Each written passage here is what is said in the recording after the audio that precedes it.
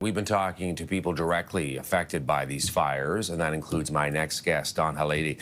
She's from Crichton, Saskatchewan, under an evacuation order. She's left her home. She is now in Manitoba. Dawn, thanks for your time. I know there must be a lot going on for you right now.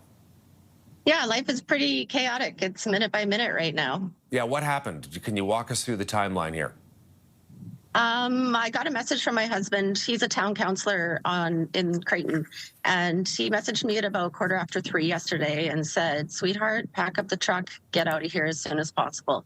I had to wait for my kid to come home from school, so literally 20 minutes later, we were on the road and getting out of Flin Flon. And you left Flin Flon. Now you're in Manitoba. Can you explain why you had to go to Manitoba? Was it because of the fires and highways closed and the evacuation notices? Yeah, Saskatchewan is basically, it's been a fire trap, the whole north, for the last couple of weeks. The road that exits us out of Crichton into Saskatchewan has been closed for over a week now. So our only way out was Manitoba. And actually, Highway 10 was closed even still then 2 nights ago. So there was a moment where we weren't under pre-evacuation order yet, but if we were, there wasn't really a way out. We're going to show our viewers a map, Dawn, as you're with us, just to give people a sense of the areas affected. And we certainly, as you're pointing out, see almost all of Saskatchewan here at extreme risk of fires, almost most of Alberta as well, and chunks of Manitoba, Ontario, and Quebec. You mentioned Crichton getting out. Any sense at this point when you may be allowed to go home, or is it just sort of an open question here, how long this may play out? It is an open question.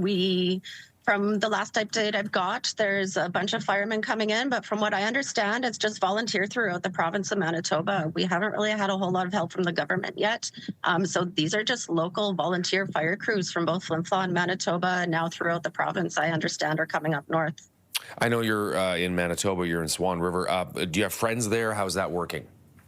My mother-in-law is here, so I slept here last night, but she's not really accommodating to company. I've got my 3 animals as well, so we are now looking for the nearest hotel room, which seems to be Melville, Saskatchewan. And your house, when you left, you mentioned you were leaving in a rush, so you did the best you could, you grabbed what you could, but it's basically sitting there.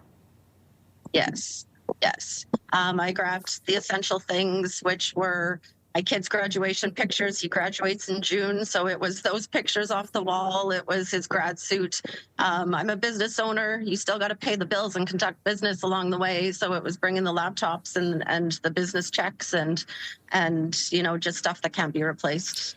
If you had a message to government about what's the #1 thing you'd like to either know or what you need right now, what would it be, Dawn? We need help. We need help from the government. We need as much resources in as possible. We are in the north. We are all living in the forest. It is so dry. There's been no rain, and we need as much help as possible because this is everyone's livelihood. This is 2 communities. We've got mines surrounding us. There's highways that are being closed. Like, we need this out as soon as possible. Hlady joining us. She's currently in Manitoba, but she is originally from Crichton, Saskatchewan, has been evacuated because of the wildfires. Dawn, please keep in touch with us. We would love to check in with you as this story progresses in the next couple of days, and we hope you, manage to stabilize things a little bit. We'll keep you posted as well, and please do the same. Thank you so much.